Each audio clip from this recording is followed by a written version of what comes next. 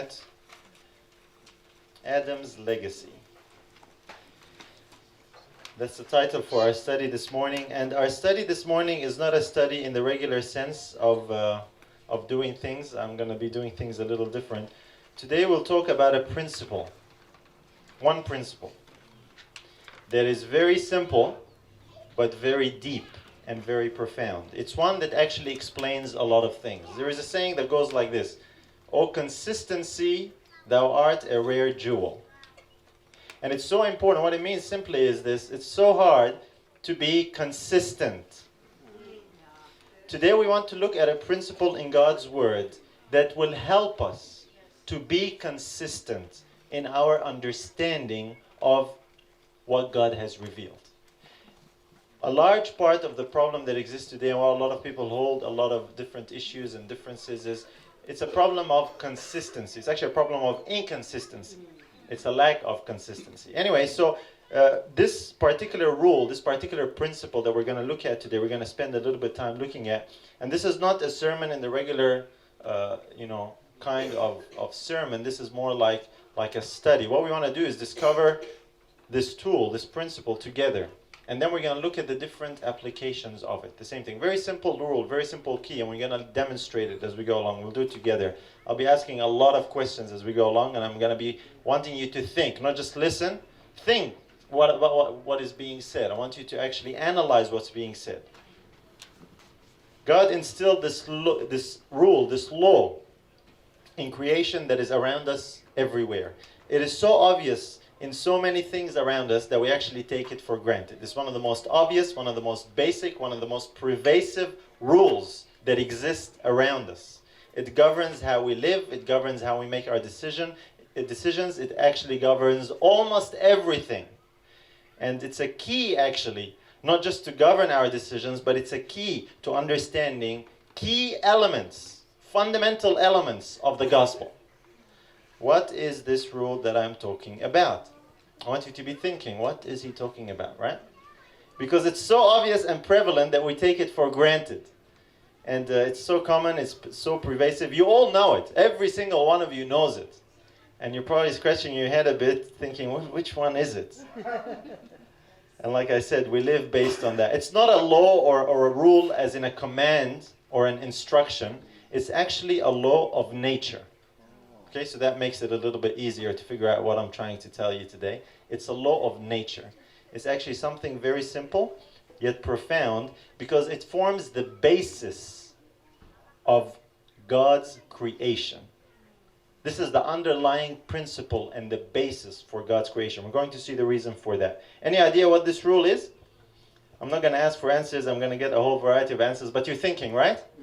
Okay, what is this principle? Like I said, it's so simple, you probably overlooked it. You're probably overthinking this, trying to find something, profound. It's so simple and basic. Here it is from the Bible. So we can get it straight from the scriptures. Genesis 1, 11 and 12. See if you can find it. And God said, "Let the earth bring forth grass and herb yielding seed, and the fruit tree yielding fruit after his kind, whose seed is in itself, upon the earth." And it was so. And the earth brought forth grass and herb, yielding seed after his kind, and the tree yielding fruit, whose seed was in itself after his kind. And God saw that it was good. Okay, do you know what we're talking about? We're talking about this rule that governs nature. And what's the rule, quite simply? Like begets like. Right? Like begets like. That was actually the principle of creation. God created such a variety of things. And this rule applies in nature as in the trees and agriculture.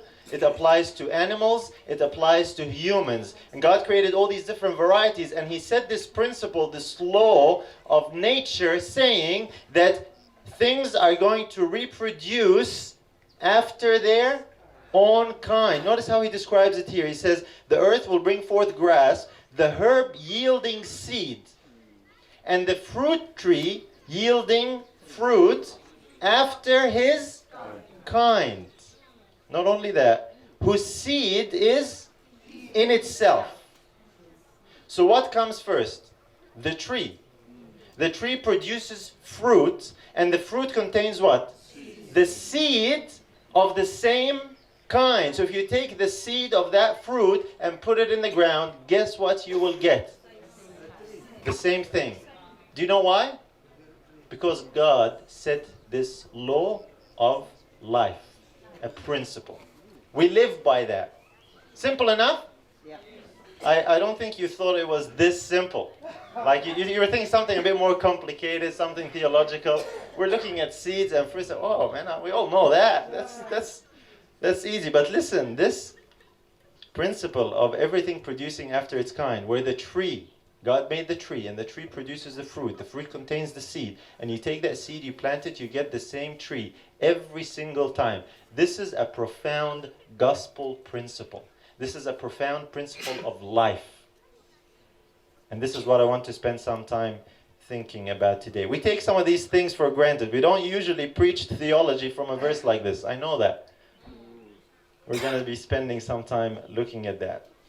Understanding these principles is what makes the difference between a good farmer and a bad farmer. For example, when a farmer plants a crop, and you go ask the farmer, what did you plant?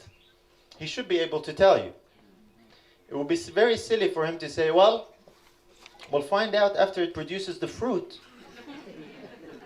You'd think, what's going on with you? You wouldn't be a very, very successful farmer if you did that, right? Just grab a bunch of mixed seed, whatever you find, throw it in the ground. What did you plant? I don't know. Well, if you do it that way, you certainly don't know. But if you plant the seed of a particular variety, you know what you're going to get, right? Simple enough. You can predict what will come after, even before it comes. Even before you see the fruit, because you know what kind you placed in. And God placed this rule in nature all around us. We live by this. We govern our life and our decision making by this rule. In other words, this applies everywhere. A breeder of animals does not have any surprise or any qualms or any queries about what kind of animal he's breeding, what kind of animal is going to come out. If he's a dog breeder, he's not going to expect anything other than dogs. It's simple. We all know it, right? Why is it so? Why am I repeating it? I really want to drill it in today. I really want you to be thinking about that, because brothers and sisters, this principle is violated in how people apply their understanding of the gospel. So I'm going to be spending time today looking at this, establishing it so it really sinks in. We're all in the same space together, because when we start seeing the same principle elsewhere, it'll be easy, very easy to figure out. This morning we're looking at the window, right, even around here, and we saw a family of monkeys going by. And the family of monkeys was really cute, you know. It's kind of special for us. We don't get families of monkeys all over the place where we are. But anyway, and they were walking around, and there was a big monkey, and there was a little tiny cute monkey running behind the mommy on the rocks.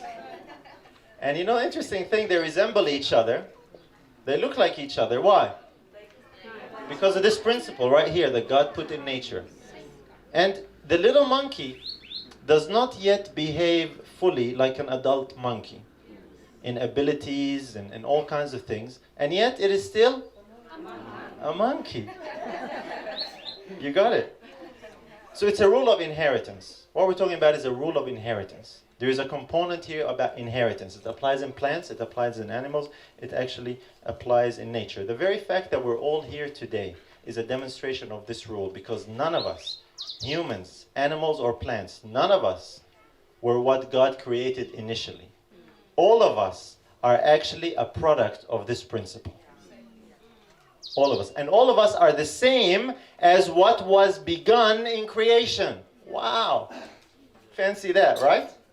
6,000 years later. That's how pervasive this rule of law, this law of life, this law of nature, this rule, and this principle. All offspring are descendants of the original creation. Now, I want to input a little component here to think about as well, and this component is the component of sin. Now, we should be well aware, and we're going to look at this as a principle too, that sin caused a perversion in God's creation. It didn't alter God's principle, but it caused a perversion and a mutation in the offspring. What do I mean? You find that today there are certain things that reproduce after their kind, but there are deformities, there are problems, there are deficiencies. All this is as a result of sin.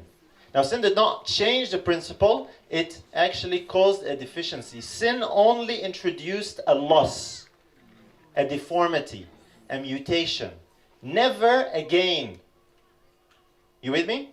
Important to keep in mind. So, you see today, in all around us, in all these things that reproduce, you see certain deficiencies, mutations, deformities. That's the result of sin. That's what sin has done. Sin has introduced an element that caused loss, not gain. Important to keep in mind. We're going to look at that a little later because that's illustrated all around us. I don't need to give you examples of mutations and deformities and shortcomings.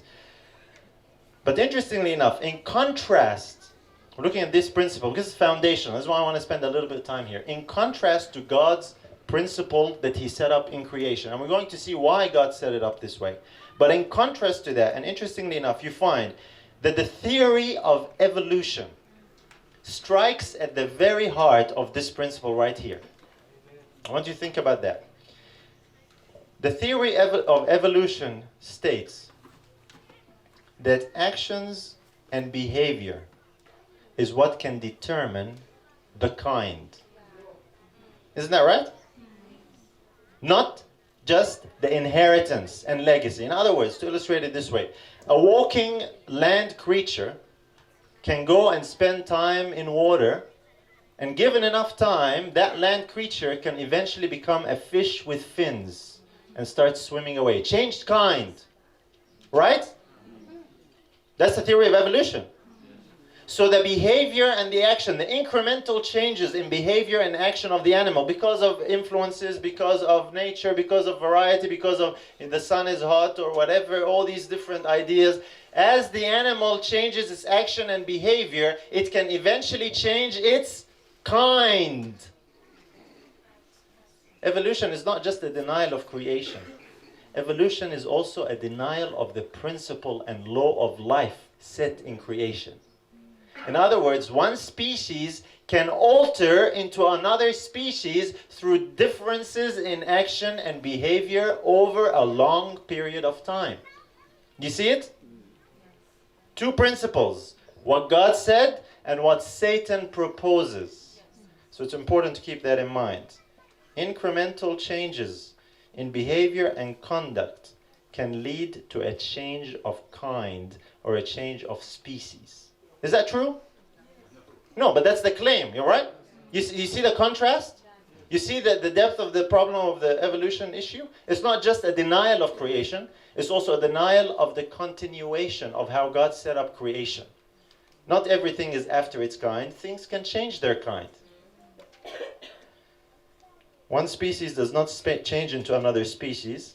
It's because of what God set up here. So, it's not just denying that God is a source of life, but denying the very fundamental and the rule of the continuation of life. That like reproduces like. So, this is where you get the strange ideas that a donkey can become a monkey.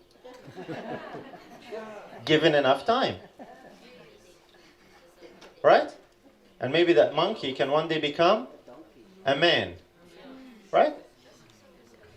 Incremental changes in behavior that will shape the next one and the next one and the next one, and eventually you change species contrary completely to God's principle. This is Satan's principle, right? Keep that in mind. I don't want us to miss that. The foundation for evolution is not just denying that God is the creator. It's also denying this principle that like begets like and no kind changes. The only way you can have a particular kind is by being born of that kind. This is the principle actually for the two gospels that we have today. God's gospel and Satan's counterfeit gospel. It's all right there in creation. And this is why we want to look at this principle when we apply it to the gospel. All right, this is the whole sermon right there. Finished. You get the principle? You see it? You see the contrast of it? The opposition of it? All we have to do now is just look at where we can apply it and what it looks like. The main point is to get the principle. If you got it, you got the sermon. Because we're going to look at some examples of how this works. Okay, this is why I want you to be thinking with me today. This is why we're not doing a lot of verses, but we're doing a fair amount of thinking and analyzing. What is God actually revealing? What is God showing? What we're talking about here is simply about the being and the doing. If I was to summarize what we just found, now that I said I just finished the sermon, we'll summarize our point, then we'll just make some applications. The being and the doing. This is the principle right here. The being is the kind, the doing is the manifestation. Or in other words, putting it this way, the tree and the fruit. Which one comes first? The tree. And what does the tree do? It produces fruit. And the fruit is an evidence and a manifestation of the tree, the kind of the tree. The fruit does not make the tree. The tree makes the fruit. In other words, when you plant, there's a lot of grape vineyards here, right? And when we were driving from Uppington to here, all these vineyards. And I could see all the vineyards, and I don't think it's the season because I could not see any fruit. It was all dry, like dry twigs. But that's a grape vineyard. But someone said, well, hold, but there are no grapes there. How do you know? Well, we know that looks like one because we've learned from this principle. But the tree is what makes the fruit. It produces the fruit. It doesn't become a grapevine only after the grapes arrive. Right? Like I said, it would be silly to think that way.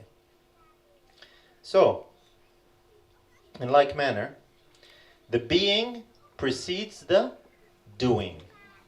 The tree produces the fruit. That's the point we're making. We're saying the same thing in different words. I want us to keep this in mind. The being is first and then follows the doing. Let's illustrate it this way when we talk about being and doing. When a baby human is born, we know this baby is a human straight away. Right? But it's not acting like a human yet. Doesn't talk, doesn't walk, makes these strange, consistent noises all the time. It doesn't even look like an adult human. It's like this miniature thing, and it looks a little bit funny and squishy and cute, yes. You're right? So if we were to judge it by how it acts and behaves, that's not what makes it human. What makes it human is it's born of a human. And even though it does not yet manifest all the actions and behaviors of a human, it is still a human. The being precedes the doing. Simple, easy, right? I'm not saying rocket science here. This is simple, basic, standard. But this is the principle God laid right there at the very beginning, in the foundation, in Genesis. A thing is first before it behaves as it is. Inheritance is what makes the being, not the doing. The action and the behavior is determined by what kind of being you are. So a monkey acts like a monkey. That's not what makes it a monkey. It's because it's a monkey first. Yes. That's that principle. Okay? Fair enough? And you can't change your kind by your behavior. Simple enough? I'm repeating myself. I'm just emphasizing the point here. Because one is God's rule, the other one is whose? Satan's rule. We see that very clearly in the theory of evolution. So I think you get the principle, right? Now, why did God set it up this way? You have to ask yourself the question, why did God pick this way? Well, He's God, He does things the way He does, but there is a reason for that. Because when we understand this, brothers and sisters, it will help us to uncover a lot of the falsehoods that exists on so many levels. It's amazing when you realize how pervasive this principle is. It's not just in nature, it's also in spiritual things. It's also in the gospel. On so many levels, even on the truth about God, as we shall see. So, that's why I really want you to get it. That's why I'm repeating and enlarging and making it simple, basic, because the fun will begin now when we start applying it. You'll have light bulb moments, hopefully. This is where it really gets to be fun. Now let's see how this applies. First of all, why did God set it up so? Well, the reason is very simple.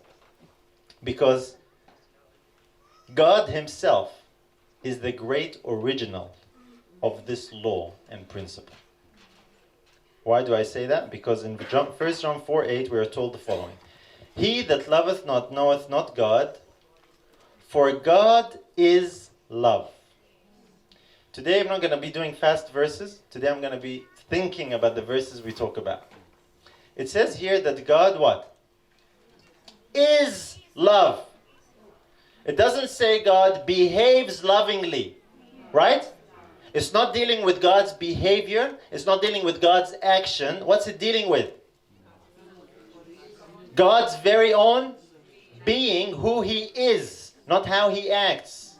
So in our illustration, what are we talking? If we were to use the illustration from creation, we're talking about the tree or the fruit? The tree. What kind of tree it is? You with me?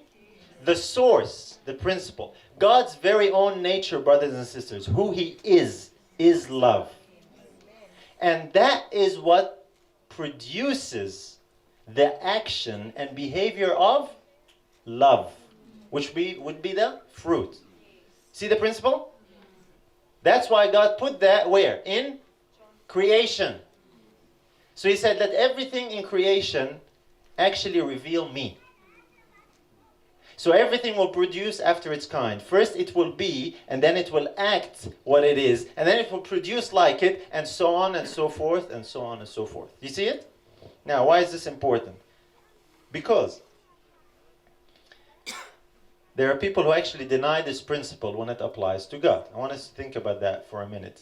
Now, before we go to look at this, I want to ask this question just to make sure that you understand me. Is God love because he did something loving? No. Or did God become love after he loved someone? No. It depends which rule you apply. Some people actually apply Satan's rule to God's very own being. It's called the Trinity. Let me illustrate it for you this way. The Trinity says God cannot be love if he is all alone. Because he has to have someone to love him. He has to act lovingly in order for him to be love. You see it now? That's evolution. The actions are what make the being. That's Satan's rule. God says no, it's the other way around. The being produces the action. So, in the idea of the Trinity, it is inconceivable for God to be alone by himself. So what do they do? They deny his son, his own son. So they say God cannot be alone because God is love and love has to be loving. So God has to have someone to love. God has to be exercising the action of love. To be love, there has to be three from the beginning. You familiar with that? That's what destroys God himself. Biblically, God was alone by himself. And he was love. Because that's who he is. Even before he had a son. Okay? This is the very foundation of this principle. You see the contrast? To the Trinity, this is inconceivable. They cannot picture a God like this. That's why it's a God of human devising. It's a God that actually makes himself by his actions. As opposed to God who is in his own nature, in his own essence, is love, and therefore he acts with love. You're seeing the difference, I hope.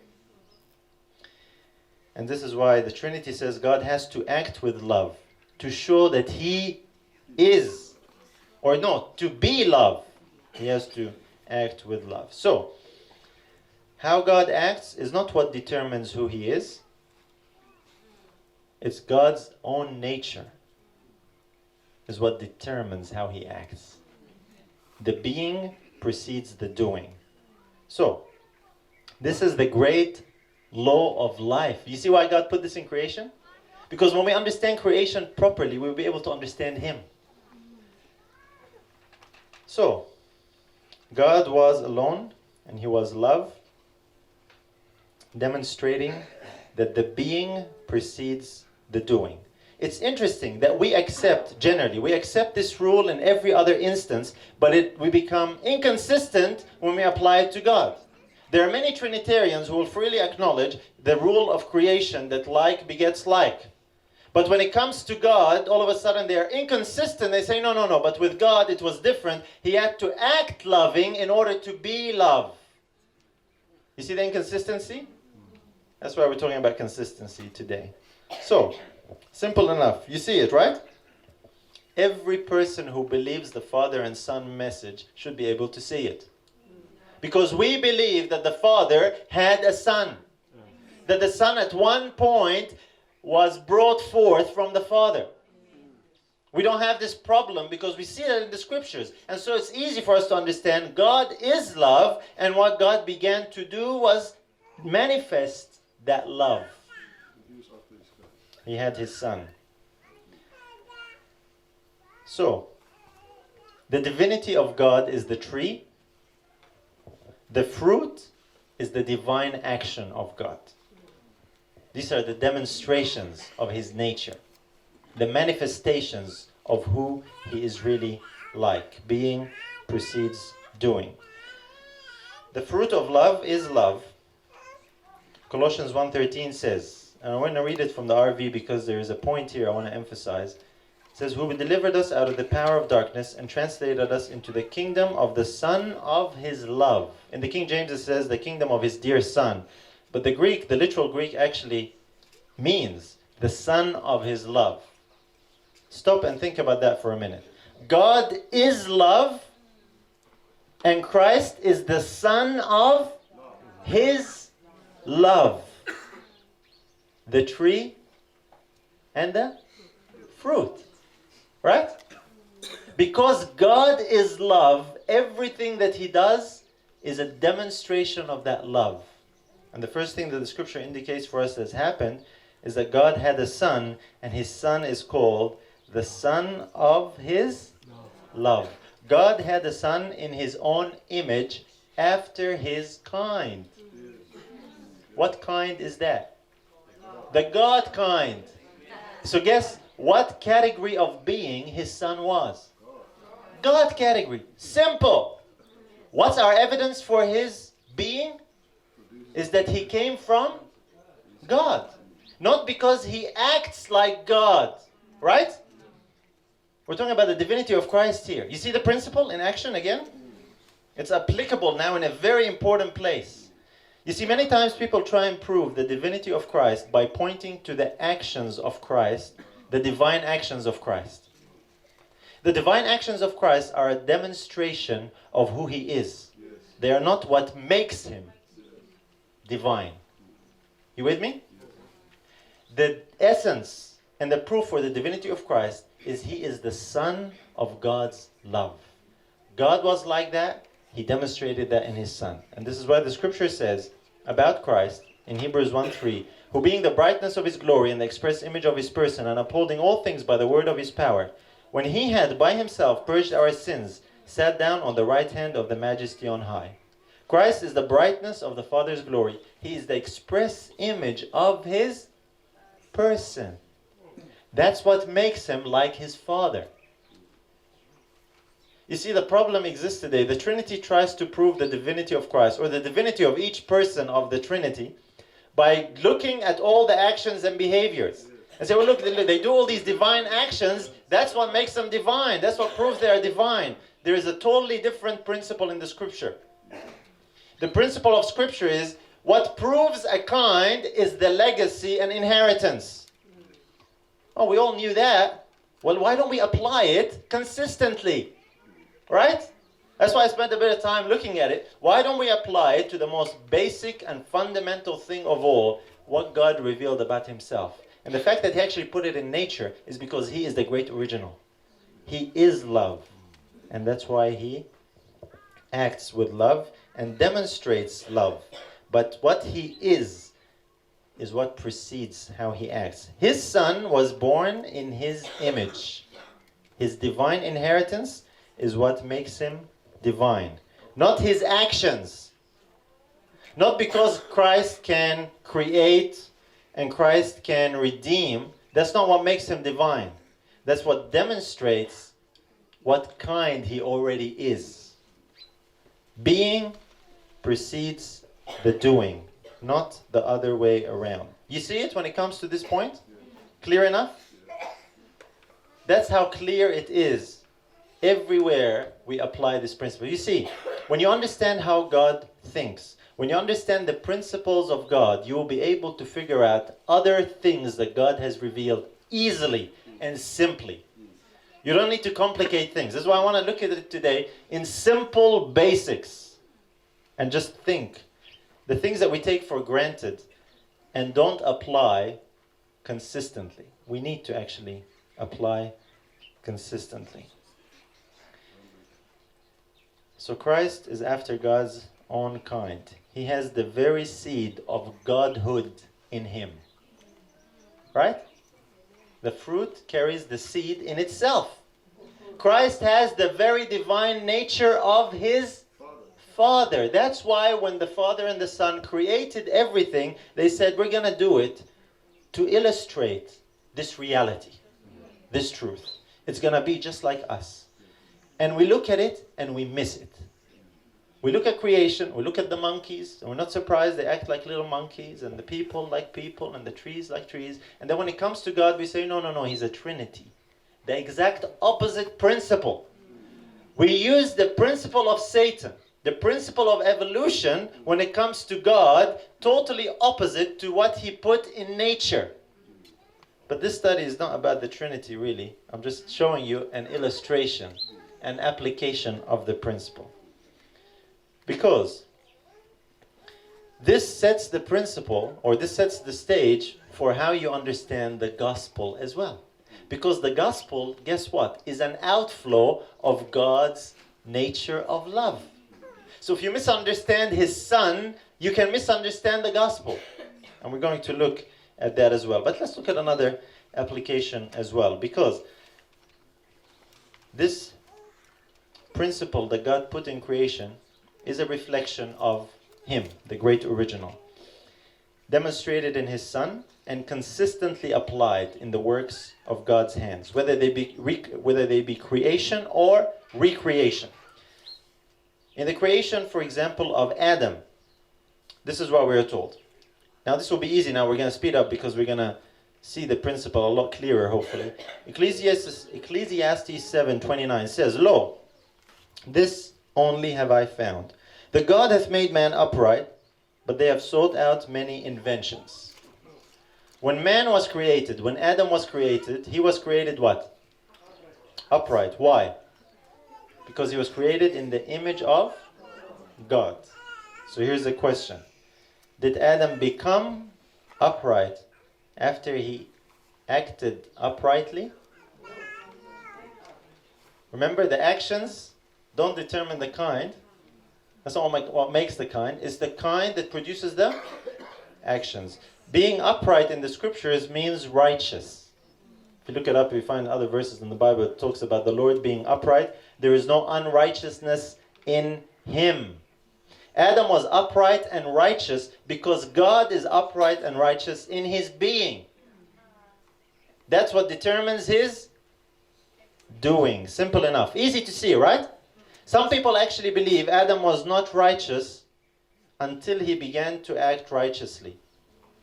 Is that consistent? No. There's a whole theology based on that, actually. But I want to look at it a little bit closer because we want to bring this to the gospel. So Adam was like God. Now, interestingly enough, here's the amazing thing. Adam was created alone first. And then Eve came later. Does that remind you of something? The Father was first by himself, and he was loved by himself. And he had the Son of his love. And the Son of his love was of his kind, after his kind. And guess what? Adam was by himself. He was upright, he was righteous, he was like God. And God made Eve from Adam. And she was after his kind, even though she came after him.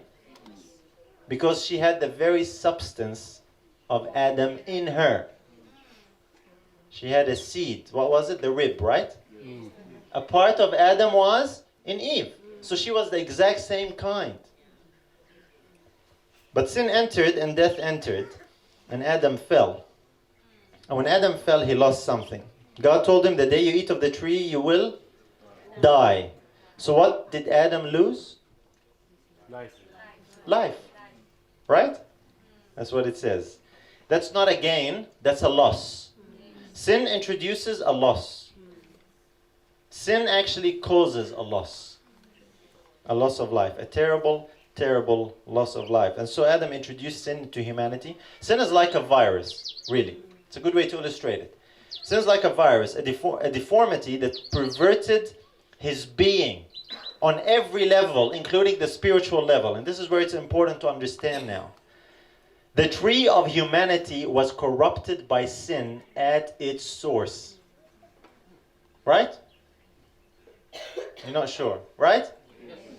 The tree of humanity, Adam, the very source, was corrupted by sin, and he was perverted and infected with sin and death. He was disconnected from God. He lost what he was made. He was made upright and righteous. When sin entered, he lost that righteousness. Righteousness is really life. He became unrighteous. He now had a lack. He had a deficiency. He had a want. That's what sin introduced. There is nothing that he could produce better than what he had. Right? He couldn't give what he lost. And so we read in the scriptures in Genesis 5:3, and Adam lived 130 years and begat a son in his own likeness after his image and called his name Seth. So Seth was after Adam's own kind in his own image. So Seth had the same problem that Adam introduced, right? He had the same loss. He had the same lack of righteousness. He had the same disease. He had the same deformity. On a spiritual level. That's based on the principle that God set out in creation. Now this is spelled out clearly in the scriptures in a very powerful passage. I want to just spend a little time looking at this based on the same principle, just so we can see this application. Romans 5:19. Paul says, "For, as by one man's disobedience many were made sinners, so by the obedience of one shall many be made righteous." Many people don't like that verse because what it seems to be saying, and they try and interpret it in all kinds of ways. Who is the one man's disobedience? Adam. Who are the many? Well, it depends who you ask. Some people say, well, many is not everyone. Many is as many as actually act like Adam and sin like Adam. Ignoring God's principle of like begets like. What are the many, or who are the many that Paul is talking about here? As many as are of Adam. Right? As many as are related to Adam. As many are as of the kind of Adam. And how you become the kind of Adam? You are born of Adam. That's what he's talking about. It's not the many of other creatures, other species. The many who are related to Adam. And how many humans are related to Adam? As many as are born of him. That's his point. His point is, one affected more than one. So here's the question.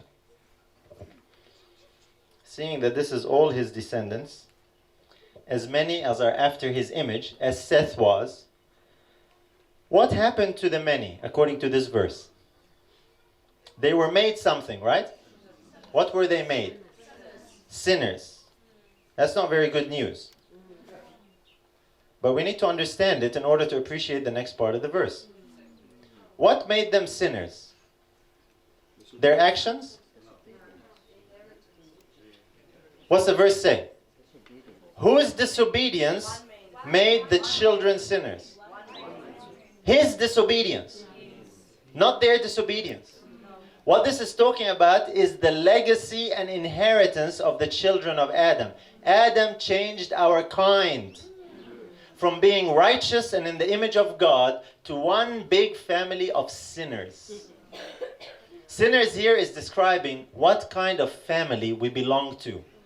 We belong to a family that lost righteousness. A family that has become infected with sin. And we don't need to wait for you to sin personally to figure out that you're in that family. Huh? How can Paul be so confident? We say, hold on, Paul, wait, I didn't sin yet. My children are not born yet, for example. How can you say they're in this family? Well, Paul is not going by your rules. Paul is going by the principle God laid out. Like begets like. When Adam became a fallen sinner, disconnected from God, who lost righteousness, he predetermined what kind all his offspring would be like. And so that's why Paul says, one man's disobedience made many sinners. That includes as many as are of Adam. Make sense so far? Yes. Listen, if you don't understand that first part of the verse, you will not understand the second part of the verse. And this is based on the exact same principle that God laid out all the way in creation. You see the connection now, hopefully. And that connection is actually based on the great original, God the Father himself, and him having a son. All these things are connected, they are consistent. Being precedes doing, and what kind of being will determine what kind of offspring, and therefore the doing of that offspring, even before it does it. If you believe in the truth about God, this is the only consistent position to hold. You realize that? If you really believe the Father is love, he had a son, and he had a son not because he was already there from the beginning and it's just a metaphor. No, he had a son because being precedes doing, and he is the son of his love. If you believe and understand that, there is only one consistent position to hold when it comes to the children of Adam. If you then change that and say, hold on a minute, but the children of Adam is different. They don't become after his kind until after they act like him. Now you've adopted the principle of evolution and Satan. You're saying action is what makes the kind. And actually, when you're born, you are of an undetermined kind. You're neither here nor there. You're actually neutral. And we need to wait and see what you're going to do. Then we'll know what you are. Just try and apply that in other areas of life. Just try and plant an avocado tree. And when someone visits you, say, well, we are uncertain of that kind until we see the fruit. And only when we see the fruit will we know what it is. There's something wrong with you if you think that way. Then why do you think this way of spiritual things? It's the same principle. It's the same rule. Now, you might not like the implications. That's another story. But if you don't like it, don't change the rules that God set up.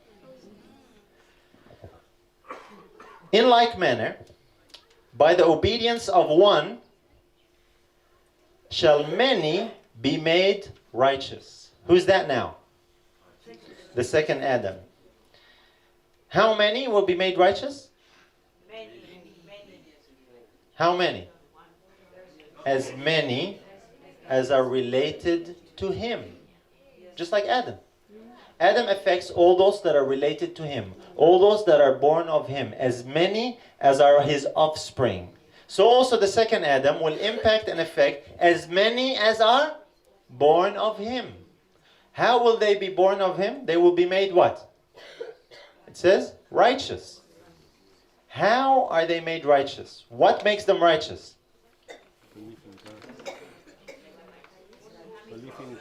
It's right there. Huh? It's in the verse. How are they made righteous? By one man's what? Obedience. Think now.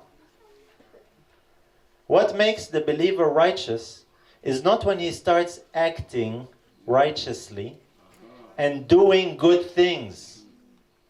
That's evolution, if you think that way, right? The actions is not what makes the being. The being produces the actions.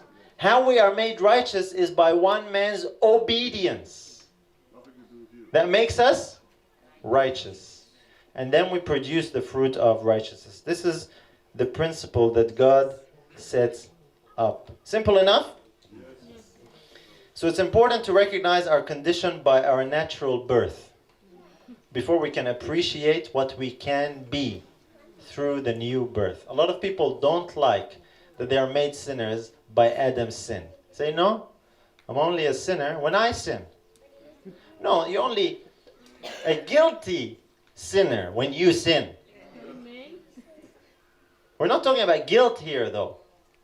When the Bible says the many were made sinners, it's not talking about guilt and accountability. It's talking about what kind of family we belong to. A family that has a lack, that has a need, that has an infection of sin, that lacks righteousness, that needs salvation, that needs life. We're a family of sinners. That's a description of what kind we are, what category of being we are. It's not talking about our actions and our behavior. In like manner, our relationship to the second Adam is in the same way.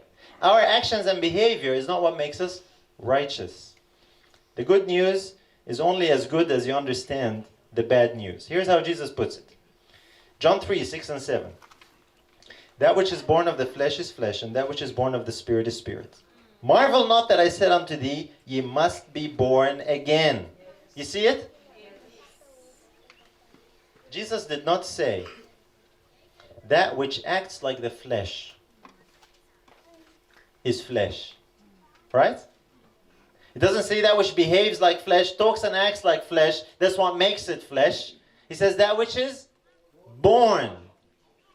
What's Jesus basing this on? The very same principle that he put at the very beginning in creation. That's the law of life. You see it? Easy, right?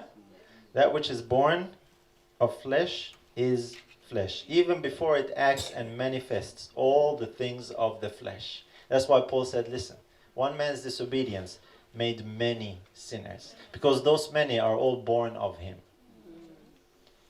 A lot of people don't like that, and so this is why we have another gospel today among us, an inconsistent position. So, in like manner, Jesus said, that which is born of the Spirit is Spirit. Now here's the amazing thing. People who reject the first part of the verse when it comes to Adam, who say, no, only after I do wrong things am I in trouble, only when I sin am I become a member of this family, they also have to say that only when I act like I have the Spirit do I get the Spirit. Do you know a theology like that? Yes. And we're going to examine it as we're going along. Make sense so far? You see the contrast? I'm putting things side by side, just applying a very simple and very profound principle to the gospel to see how we can understand it. The solution to our problem, brothers and sisters, is a birth, not action, not behavior. God doesn't say you're going to alter your problem by changing your behavior. That's not how you change your kind, not in God's principle. That's in evolution. In evolution, you have incremental small changes to your behavior over a period of time, thereby you alter your kind. Some Christians believe that's how you can have salvation. Incremental changes to your behavior over time will result in you being a saved, righteous Christian. Welcome to the theory of evolution. This is among us today. That the way you become righteous is not by birth, but by understanding that righteousness is right doing. That's what a lot of people believe. That's true, but incomplete. And so, they say, well, if righteousness is right doing, so if I do right, I become right. And what that is, simply, is trying to change your kind by your actions. Good luck. I might bring a monkey in here and train him very well. I might dress him up like a man, sit him on a chair here, and he would look like a man, dressed like a man. Maybe I can teach him a trick or two. How many people are going to go from here and conclude, wow, we met a new human being today? You would be an utter fool to think that. And yet, when it comes to godly things, we think if we dress up like a righteous man and act like a righteous man, we're going to fool God into thinking we are righteous people. You see the point? This is very subtle. There is a whole theology based on this. There are people who truly believe that righteousness is right doing. So all you have to go is go and do righteousness, and maybe even Christ will help you to do righteousness to change your kind. That's not how it works. Christ is not going to help you on your journey of evolution. How you change your kind is by birth. You were born into the family of Adam. This is where the heart of the problem is. You need to be born into the new family, born of the Spirit. That's why when Jesus addressed the issue that we need the most, he says that which is born of the flesh is flesh. That's the exact same principle. And he says is flesh before he says behaves and acts like flesh. He's talking about the state of being. And the state of being results from your inheritance. What you inherit, your legacy, is what makes you who you are. And this is where the key and the solution is. So that's why 1 Corinthians 15:45 says, and so it is written, the first man Adam was made a living soul, the last Adam was made a quickening spirit. Jesus was born of the flesh or of the spirit. The miracle of the birth of Christ was by the Holy Spirit. He was born of the Spirit.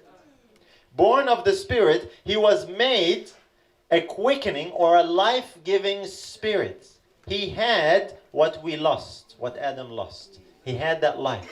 How did he have it? Because he did something to become that? No, he had that by birth. A human being like us in our fallen condition, but he was born of the Spirit. And being born of the Spirit, he had what the Spirit gives. He had that legacy. He had that inheritance. That's what makes him the second Adam. He can now have children as well, who are born of him. You're seeing where this is going. We're consistent in our principle. Listen, if you believe in the truth about God, this is the only consistent position you can hold.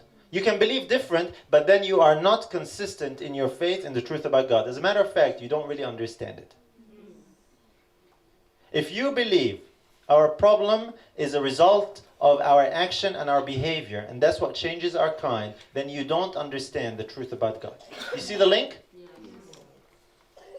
So Christ was made a life-giving spirit. And he was made that way so that we can be made like him. Not when we do something, as far as our actions and our behavior, but when we recognize our need and be born again. And guess what? The new birth is not something we do. The new birth is something that the parent does.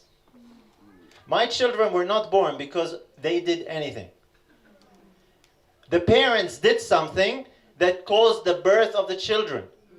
In spiritual things, it's similar. You're not born because you do anything. You don't read a book and follow some instructions and obey the law and then you become born again. No, you're born again when Christ does something for you. When you recognize your need, recognize what he can do and say, yes, I want it, then you are born by his doing, not yours. Your recognition is not a doing. It's an acknowledgement of a reality. There are people who believe that the new birth experience is a result of their doing. That's evolution. You can't do righteousness and thereby become born again. Good luck with that. Doesn't work. And it's contrary to the principle of the Father and the Son. Contrary to all creation. This is why we have so much trouble among us. You realize that? We have a different gospel because we adopted Satan's rules and principles instead of God's and applied them to the gospel. I hope it's making sense. I think it is, even though it's getting hot, huh? Yeah. We're almost there. Here's another verse. 1 John 2:29. If you know that he is righteous, You know that everyone that doeth righteousness is born of him. Amen. Do you know that God is righteous? Yes. Are you sure about that? How is God righteous? What makes God righteous? Because he did righteous things? He is in his very being, in his very nature, righteous. If you know that, then you know the rest of the verse properly. But if you think God cannot be love or righteous in his own being on his own, because that's what the Trinity says, right?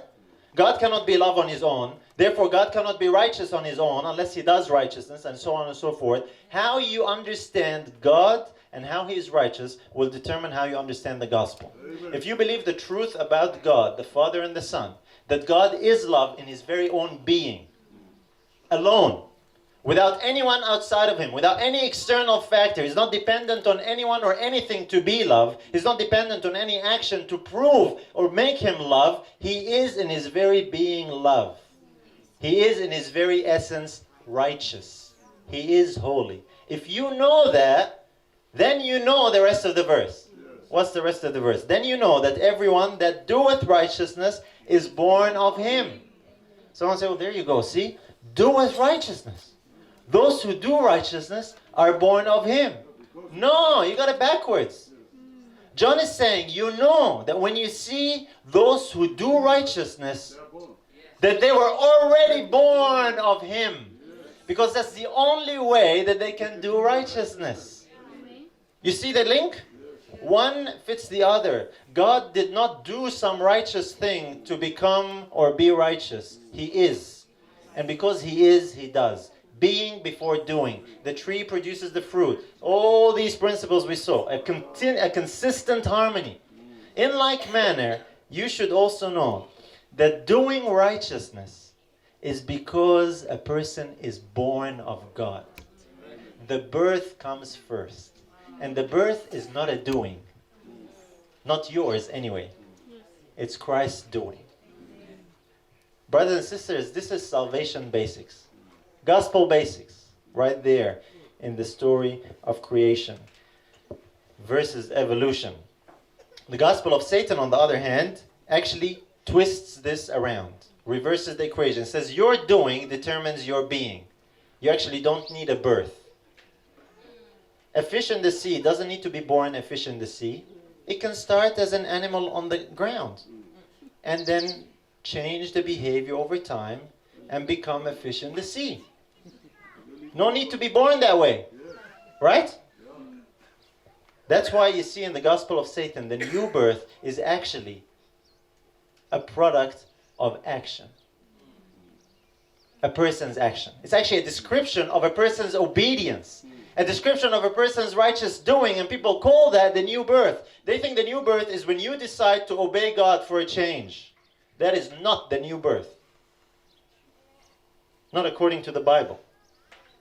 Maybe that's what you thought. That's what a lot of people think. You know why a lot of people think that? Because a lot of people preach that. They say, you know, here's God is righteous, the law is righteous, righteousness is right doing, so you go do right doing. That's the new birth. There you go, congratulations. You've changed. Now you changed your mind. You were doing this, now you're doing that. Brothers and sisters, the new birth is a miracle, not of your own doing. The doing is not what determines the being. That's Satan's gospel. That's evolution. That action can change your kind. Only birth can change your kind. Here it is, Philippians 3:9, what Paul says, what we realize. And be found in him, not having mine own righteousness, which is of the law, but that which is through the faith of Christ, the righteousness which is of God by faith. What's Paul talking about when he talks about his own righteousness? That's a problem that exists today. Prevalent problem that exists today. He says, my own righteousness comes from where? From the law. How? By obeying and doing the things that the law says. When you do the righteousness of the law, that's whose righteousness? Your righteousness. And Paul says he did not desire that anymore when he caught a glimpse of Christ. He wanted another righteousness. Which one? The one which is through the faith of Christ. The righteousness which is of whom? of God by faith. He's talking about two different righteousnesses here. You realize that? There are so many people today who believe the Christian journey and experience, the gospel, is about your own righteousness by your own doing. By looking at the righteous law and obeying it, and that's how you have righteousness. That's your own righteousness. It doesn't change your kind. It only changes your behavior. And not very good at it either. There is a vast difference here, brothers and sisters. You see, the truth about the Father and the Son prevents us, it should prevent us from falling in this trap of legalism. This trap of trying to look at our behavior to change our being and our kind. When you truly understand the Father and the Son message, you will not fall in this trap of legalism. It's a trap that many people among us today are in. This is why we're talking about what we're talking. Your own righteousness. You see, legalism today is summarized in this way. That righteousness is right doing, doesn't touch on the being. You say the being, you talk about the being that's wrong, that's all kinds of heresies. Righteousness is right doing, and the law defines what is right. So, you don't have righteousness without right doing. So to have righteousness, you do right doing. And when you do right doing, then you have righteousness. That is legalism.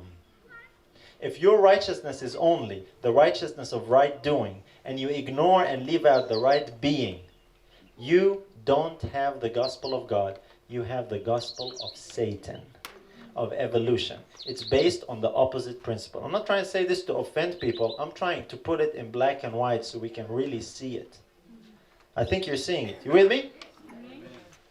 If you ignore the righteousness of being, you ignore what Christ does. You're saying, I'm made righteous by my obedience. Jesus helps me obey, and let's put him in the equation, but somewhere along the way, my obedience, my right doing, is what righteousness is. Good luck. Because that's all you're going to get on that journey. Doesn't work. And you will end up in a fallacy. The Bible says all our righteousnesses are as what? Filthy rags. What's that talking about? The works of the law, the righteous obedience to the law that we think is righteousness, that is filthy rags. He's trying to direct our attention to another source of righteousness, that which is of God by faith, the righteousness of being. That's what the truth about God is all about. The law deals with externals. Even when you internalize it, the law is dealing with behavior. That's as far as it can reach, even internally. It deals with your decisions, it deals with your thinking process. It's all about behavior. Only birth can alter your being. That's the key. So, if you think righteousness comes by right doing, it's like trying to convince people that a monkey that is dressed like a man and has a few tricks is really a human being. That's really what it boils down to. Here's how Paul puts it. Galatians 2:21, I do not frustrate the grace of God, for if righteousness come by the law, then Christ is dead in vain. Was Paul against the law? Paul was against the law as a source for righteousness. You with me? Listen, he says, if righteousness come by the law, then Christ is dead in vain. He says, as far as righteousness is concerned, it doesn't come from the law. If it does, then Christ is useless. So what do people think? Christ helps me to get the righteousness from the law. Oh my. No, he doesn't. Christ gives you his very own righteousness. The righteousness of God by faith. He gives it to you when you are born again, when you are born of the Spirit. He changes your very kind, your very being. You receive something you did not have. It's called the righteousness of Christ. His very own life, his very own person. When you are made that way, only then can you produce the fruit of righteousness. And the fruit proves what's there. It doesn't make it become there. the law of creation, that like begets like, is why Paul is saying what he's saying here. Because it's not by action, it's by birth. It's how you are born. So here's the question. Can you be righteous before you do righteous things? Of course. If you are born from a righteous kind. Do we have a righteous kind that we can be born of? Yes. That's why the verse says, by the obedience of one shall many be made righteous. Gospel principle, right? Right there, based on the Father and Son. The fruit doesn't make the tree makes the fruit. I want to close with this verse that spells it out. I just went a little over time, but we're almost there. Romans 3:21 and 22. But now the righteousness of God without the law is manifested, being witnessed by the law and the prophets, even the righteousness of God, which is by faith of Jesus Christ, unto all and upon all them that believe. For there is no difference. There's only one conclusion you can arrive at if you follow the rule set out in creation. And that is, the righteousness that we need that saves us can only come from God Himself. It doesn't come from anywhere else. It is without the law. That's what Paul understood. Brothers and sisters, I know there are many among us today who say they believe in the truth about the Father and the Son. And yet, they are operating with the gospel that is based on the opposite principle of the Father and the Son. Today, I looked at this principle so we can see the key, so we can understand how we can discern, how we can determine, is this truth or error? Because there's so many people confused today. So many people say, well, what's this position? What's that position? How does that work? Today we looked at a principle. Now you can take that principle and look at how it applies. We looked at examples of how it applies. It makes sense. It's consistent. It's what God set up. So if you believe in the Father and Son message, you can only believe in one thing and one thing only. Righteousness comes when we are born of Christ. Not in any other way. The only way you can receive the Spirit of God is from the one who was made a life-giving Spirit. There is nothing else you can do to obtain that Spirit of life. Nothing whatsoever. Romans 8, our last verse 16 and 17. I want to leave this as an encouragement and as a reminder, a summary for what we found so far. The Spirit itself beareth witness with our spirit that we are what? The children of God. And if children, then heirs. Heirs of God, and joint heirs with Christ, if so be that we suffer with Him, that we may be also glorified together. Brothers and sisters, children of God. How do we become children of God? Born.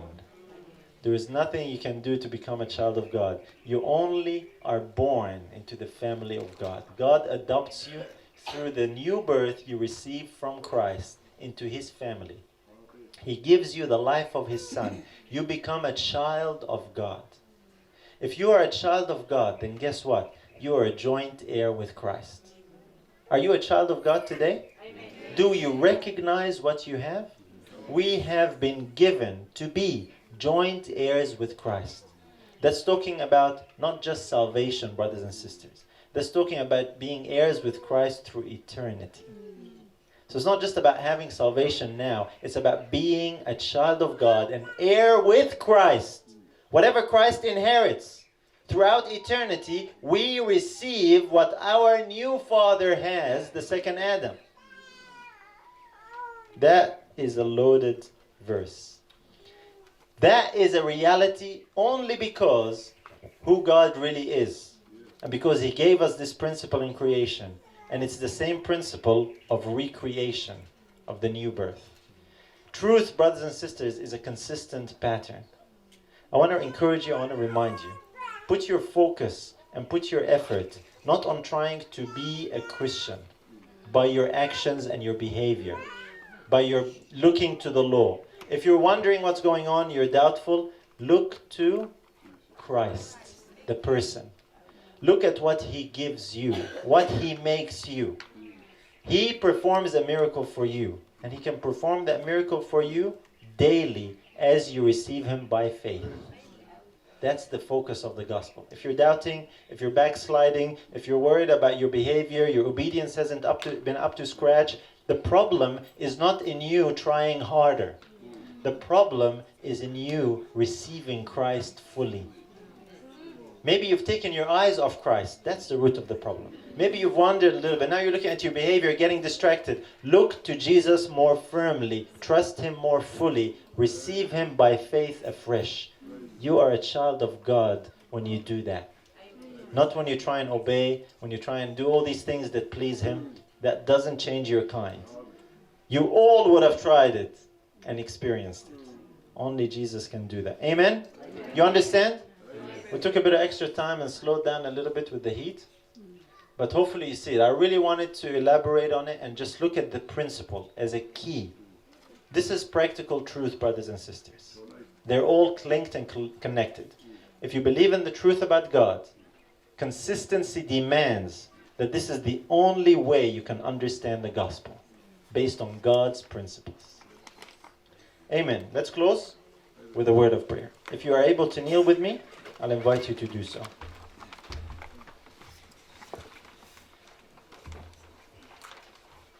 Father in heaven, we are so thankful that you have made things so clear and simple for us.